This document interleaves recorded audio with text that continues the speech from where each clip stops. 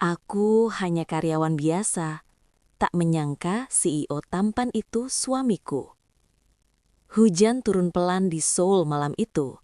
Lampu-lampu gedung pencakar langit memantul di aspal basah, menciptakan suasana dingin yang sepi. Di sebuah apartemen kecil lantai 12, Han Soo-ah, wanita 27 tahun, duduk memeluk lutut di sudut ranjang. Matanya sembab. Di tangannya, sebuah kontrak pernikahan. Ini satu-satunya cara agar nenekmu bisa dioperasi. Suara pria itu masih terngiang jelas di kepalanya. Pria itu bernama Kang Jun-hyuk. Ia tampan, terlalu tampan. Wajah tegas, sorot mata dingin, dan aura berkuasa yang membuat siapapun segan. Soo-ah mengenalnya sebagai pria misterius yang membantunya secara finansial saat keluarganya terjerat utang. Namun satu hal yang tidak ia ketahui malam itu, Kang Jun-hyuk adalah CEO grup Kang Seong. Pagi hari setelah pernikahan. Pernikahan mereka dilakukan diam-diam, tanpa pesta, tanpa tamu. Hanya tanda tangan, cincin sederhana dan janji palsu. Keesokan paginya, Soo-ah berdiri kikuk di dapur apartemen mewah yang kini menjadi rumah barunya. Jangan salah paham, ucap Jun-hyuk dingin sambil merapikan jasnya. Jika di kantor, kita orang asing. Soo-ah mengangguk pelan. Ia tidak tahu bahwa hari itu adalah hari pertamanya bekerja di sebuah perusahaan besar sebagai karyawan kontrak. Dan ia juga tidak tahu bahwa perusahaan itu adalah Kang Seong Group. Takdir yang mempermainkan. Saat lift kantor terbuka, Soo-ah melangkah masuk dengan kepala tertunduk. Tiba-tiba, seluruh karyawan membungkuk hormat. "Selamat pagi, Direktur Utama." Soo-ah mengangkat kepalanya. Darahnya serasa berhenti mengalir.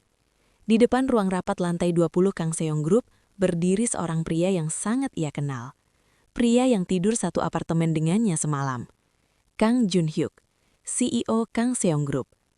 Dan saat mata mereka bertemu, Jun-hyuk hanya berkata datar, "Mulai hari ini, kita tak saling mengenal." Air mata Soo-ah hampir jatuh. Ia baru sadar, ia menikah dengan pria yang paling berkuasa di perusahaannya. Ruang rapat lantai 20 Kang Seong Group terasa dingin, meski pendingin udara tidak terlalu kuat. Han Soo-ah duduk di barisan belakang bersama para karyawan baru. Tangannya bergemetar, bukan karena gugup menghadapi pekerjaan pertama, melainkan karena pria yang duduk di kursi utama ruangan itu. Kang Jun-hyuk, suaminya, CEO perusahaan ini. Wajahnya sama seperti tadi pagi, dingin, tenang, seolah tak pernah mengenalnya. "Mulai hari ini, saya tidak mentoleransi kesalahan sekecil apapun." Sorot matanya menyapu ruangan dan berhenti tepat pada Soo-ah. Hanya sepersekian detik, namun cukup membuat jantung Soo-ah berdebar tak karuan. Tak lama setelah rapat, Soo-ah dipanggil ke ruangan manajer tim perencanaan.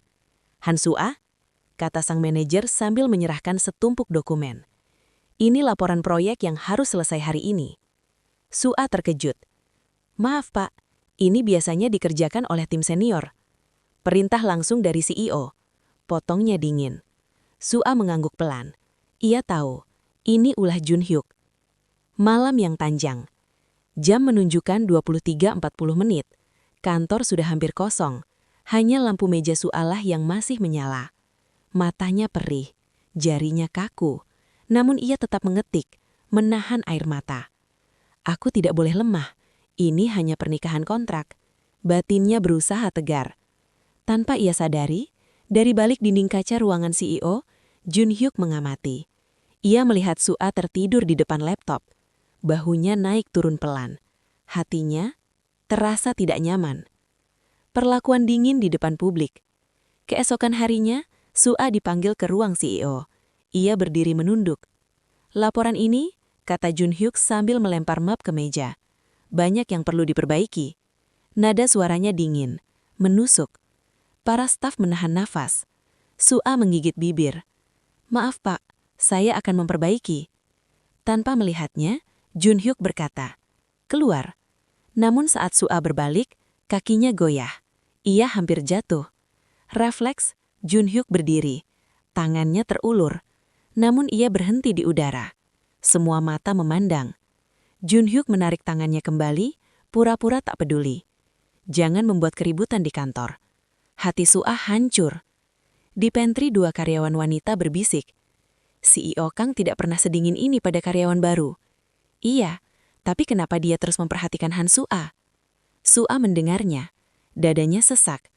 Jika mereka tahu aku istrinya, aku pasti akan dipecat. Ia tak tahu bahwa CEO itu mulai goyah oleh perasaannya sendiri.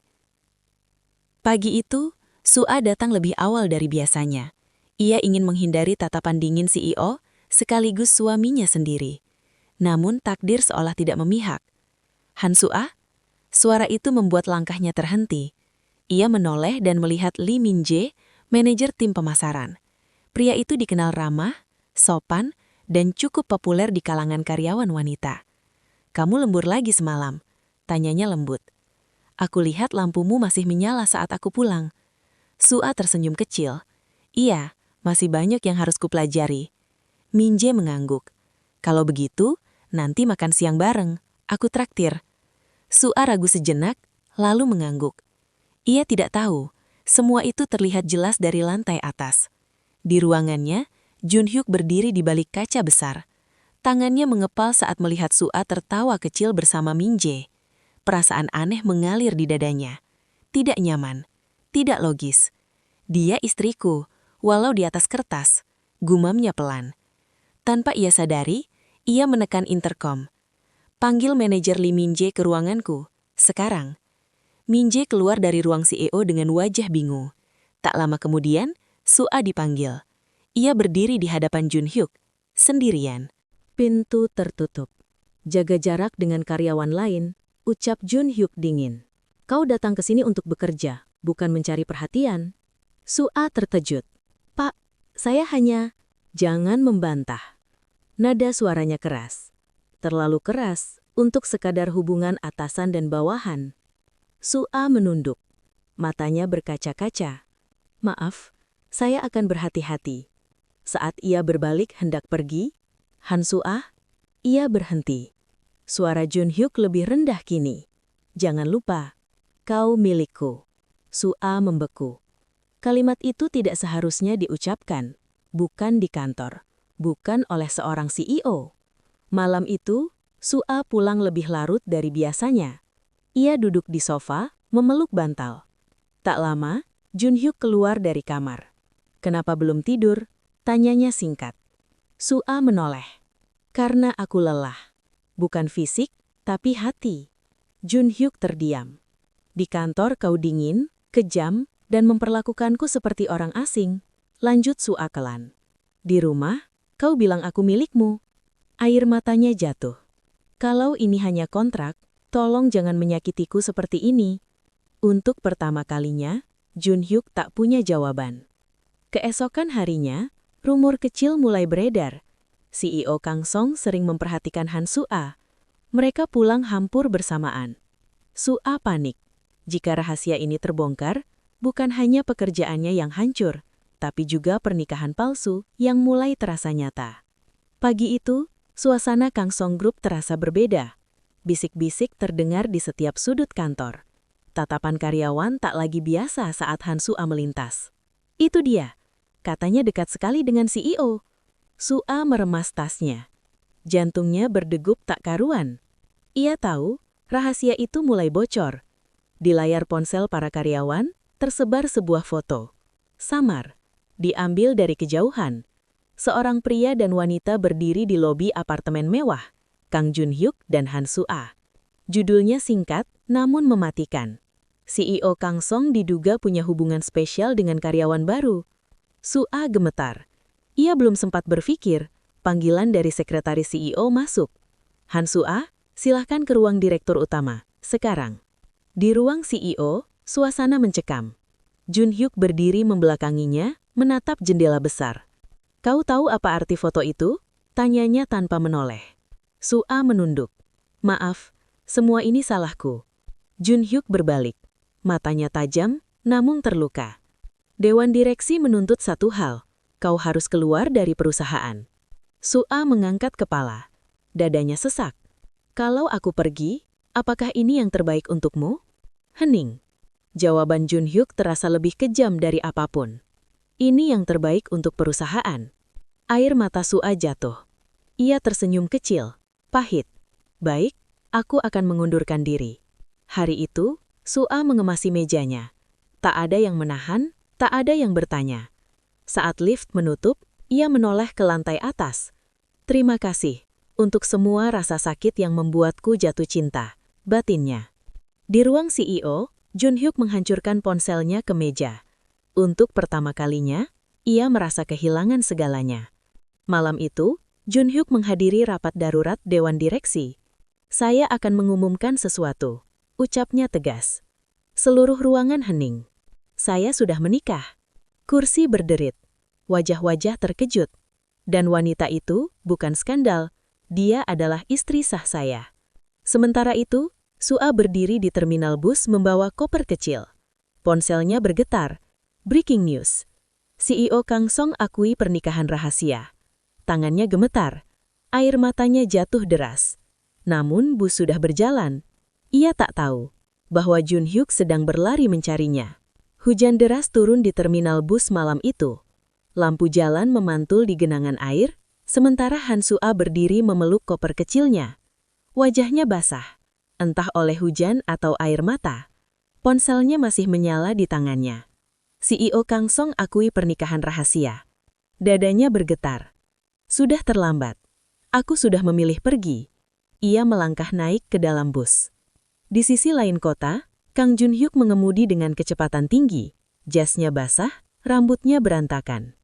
Untuk pertama kalinya dalam hidupnya, ia tak peduli pada citra, saham, atau perusahaan. Yang ia pikirkan hanya satu. Jangan sampai kehilangannya. Saat mobilnya berhenti mendadak di terminal, bus itu sudah mulai bergerak. Berhenti! Jun Hyuk berlari di tengah hujan, mengetuk pintu bus. Sopir mengerem. Pintu terbuka. Han Sua menoleh. Matanya membesar. Kenapa kau datang? Suaranya bergetar. Bukankah perusahaanmu lebih penting? Jun Hyuk naik ke dalam bus, napasnya terengah-engah. Aku salah, ucapnya tanpa ragu. Sejak awal, aku berpikir ini hanya kontrak. Ia menatap Sua lurus-lurus. Tapi setiap kali kau menangis diam-diam, setiap kali kau tersenyum meski terluka. Suaranya melemah. Aku jatuh cinta tanpa sadar. Air mata Sua jatuh deras. Aku tidak butuh CEO, katanya pelan. Aku hanya ingin seseorang yang memilihku. Jun Hyuk menggenggam tangannya. Kali ini, aku memilihmu. Di depan dunia. Beberapa bulan kemudian, konferensi pers Kang Song Group dipenuhi kamera. CEO Kang berdiri di podium. Di sampingnya, Han Sua. Ia tak lagi karyawan. Ia adalah istri yang diakui. Mulai hari ini, ucap Jun Hyuk tegas, aku tidak akan menyembunyikan keluargaku demi apapun. Sua tersenyum. Bukan senyum karyawan yang takut kehilangan pekerjaan, melainkan senyum wanita yang dipilih dan dicintai. Di apartemen yang sama, kini terasa hangat. Sua menyiapkan teh. Jun Hyuk memeluknya dari belakang. Terima kasih sudah bertahan, bisiknya. Sua menoleh. Terima kasih, karena akhirnya jujur. Di luar hujan turun pelan, tidak lagi dingin, melainkan menenangkan. Malam masih basah oleh hujan, ketika Han Sua duduk di tepi ranjang. Ponselnya tergeletak di atas selimut. Pesan itu terus terngiang di kepalanya. Aku mengenal masa lalu suamimu, dan aku akan kembali. Ia menatap wajah Kang Jun Hyuk yang tertidur di sampingnya. Tenang, seolah dunia tak pernah menyentuhnya. Namun Sua tahu, tidur pria ini penuh dengan rahasia yang belum ia pahami. Keesokan sore, Kang Song Group menggelar acara gala tahunan. Lampu kristal menggantung megah, musik lembut mengalun. Sua berdiri di samping Jun Hyuk, mengenakan gaun sederhana namun anggun. Saat itulah, seorang wanita melangkah masuk. Tinggi, elegan, tatapan percaya diri. Yoon Se-rin. Senyum kecil muncul di bibirnya saat mata mereka bertemu. Sudah lama tidak bertemu Jun Hyuk? Suara itu membuat tubuh Jun Hyuk menegang. Ini istriku, ucap Jun Hyuk singkat. Serin menatap Sua, lalu tersenyum ramah. Kau pasti Sua. Aku Serin, cinta pertama suamimu. Kalimat itu dilontarkan seperti senjata. Sua menahan nafas. Tangannya gemetar. Aku senang akhirnya bisa bertemu. Lanjut Serin pelan. Dulu, aku hampir menjadi nyonya Kangsong. Sepanjang malam, Sua melihatnya. Cara Serin berdiri dekat Jun Hyuk, cara mereka berbincang tanpa jarak. Kenangan lama mengalir di antara mereka, dan Sua berdiri di luar lingkaran itu. Di balkon, Sua menarik nafas dalam. Apa kau tidak apa-apa? Tanya Jun Hyuk. Sua menoleh. Apakah kau pernah mencintaiku seperti kau mencintainya dulu?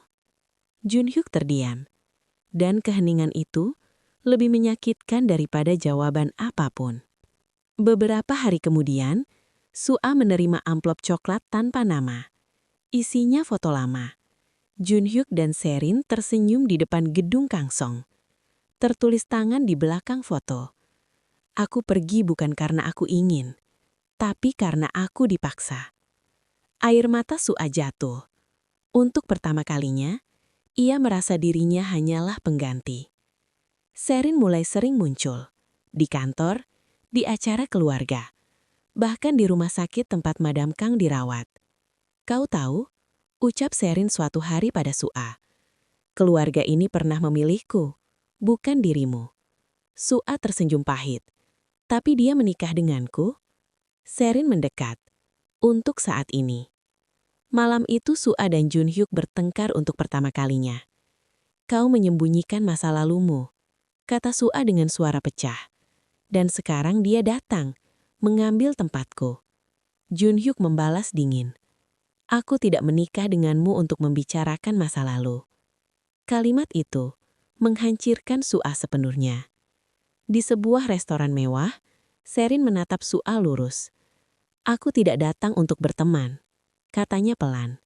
Aku datang untuk mengambil kembali apa yang seharusnya milikku. Sua berdiri. Kalau begitu, kita lihat siapa yang akan dipilihnya.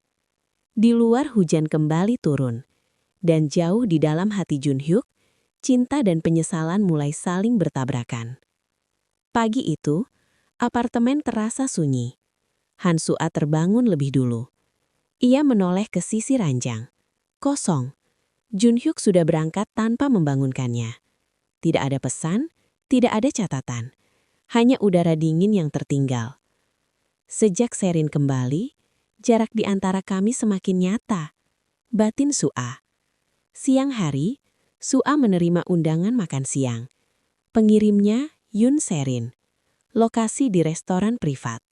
Sua ragu, namun ia tahu menghindar hanya akan membuat segalanya semakin rumit.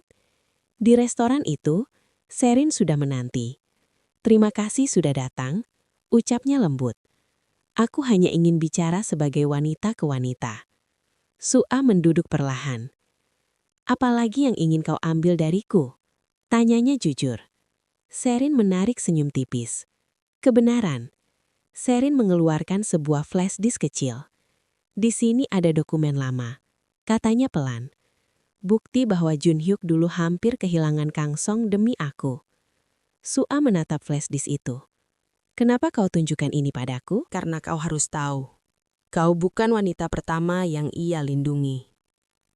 Kalimat itu menusuk. Namun Sua tak tahu. Pertemuan itu diam-diam dipotret. Keesokan harinya, Kangsong Group gempar. Judul berita menyebar cepat. Istri CEO diduga terlibat kebocoran dokumen rahasia. Foto Sua dan Seorin di restoran itu terpampang jelas. Narasinya kejam. Pertemuan rahasia. Pengkhianatan dari dalam keluarga CEO. Sua gemetar saat membaca. Ini tidak benar, bisiknya. Namun dunia tidak menunggu klarifikasi.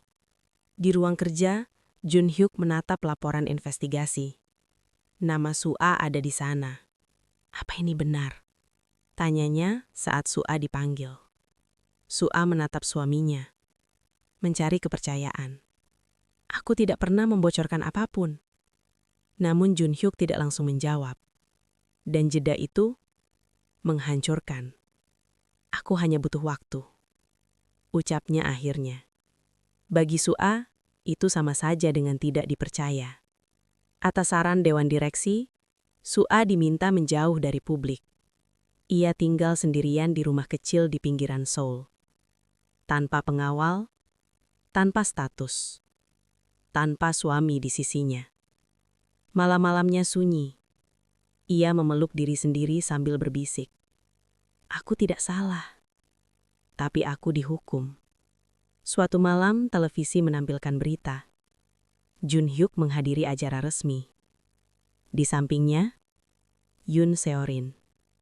Narator berkata, CEO Kang tampil bersama mitra bisnis lama, Yoon Seorin. Su'a menjatuhkan remote. Dadanya sesak. Jadi, beginilah akhirnya aku disingkirkan. Jun Hyuk sebenarnya berdiri kaku malam itu. Ia tahu foto itu akan menyakiti Su'a. Namun tekanan dewan terlalu kuat. Dan untuk pertama kalinya, ia mengorbankan perasaan istrinya demi stabilitas perusahaan. Kesalahan terbesar yang belum ia sadari. Malam itu Su'a menulis surat. Bukan surat cerai. Bukan surat pengakuan. Melainkan surat perpisahan sementara. Jika kehadiranku hanya membawa masalah, aku akan pergi sampai kebenaran menemukan jalannya. Ia menutup koper. Di luar, hujan turun perlahan. Dan jauh di dalam Kangsong Group, kebenaran mulai terkubur oleh kekuasaan. Pagi itu Su'a menerima satu panggilan. Nomor kantor Kangsong Group. Dewan Direksi meminta kehadiran Anda. Ucap suara formal di seberang. Ini menyangkut posisi direktur utama. Su'a menutup mata. Ia tahu. Tidak ada undangan yang datang dengan niat baik. Ruang rapat lantai tertinggi dipenuhi wajah-wajah dingin. Jun Hyuk duduk di kursi utama. Tatapannya kosong. Su'a berdiri di sisi ruangan. Sendirian. Seorang direktur senior berbicara. Skandal ini merusak reputasi Kangsong Group. Tatapan diarahkan ke Su'a. Solusi tercepat dan paling bersih adalah perceraian. Kata itu jatuh seperti palu. Ultimatum yang tak bisa ditawar. Madam Kang angkat bicara. Kami sudah cukup berkompromi. Katanya dingin. Jika kau ingin mempertahankan jabatanmu Jun Hyuk, ia menoleh ke anaknya. Ceraikan dia. Hening. Su'a menggenggam tangannya sendiri. Ia tidak ingin menangis di tempat ini. Malam itu, di apartemen gelap, Jun Hyuk meletakkan dua map di atas meja. Satu berwarna hitam, satu putih. Ini surat cerai. Ini surat pengunduran diriku sebagai CEO. Su'a menatapnya lama. Apa kau ingin aku menandatangani yang mana? Tanyanya pelan. Jun Hyuk menutup mata. Aku ingin kau memilih. Tanpa memikirkanku. Kalimat itu melebihi sakitnya daripada paksaan. Su'a membuka map hitam. Surat cerai. Tangannya gemetar. Aku tidak ingin menjadi alasan kehancuran hidupmu. Katanya dengan senyum getir. Jika ini yang membuatmu tetap berdiri, aku akan pergi. Air mata Jun Hyuk jatuh. Untuk pertama kalinya, ia menangis di depan siapapun. Tapi ia tidak menghentikannya. Dan itulah kesalahan terbesarnya. Su'a pergi belum fajar. Tidak ada teriakan. Tidak ada drama. Hanya koper kecil dan rincin yang ia tinggalkan di meja. Jun Hyuk berdiri lama di ruang tamu.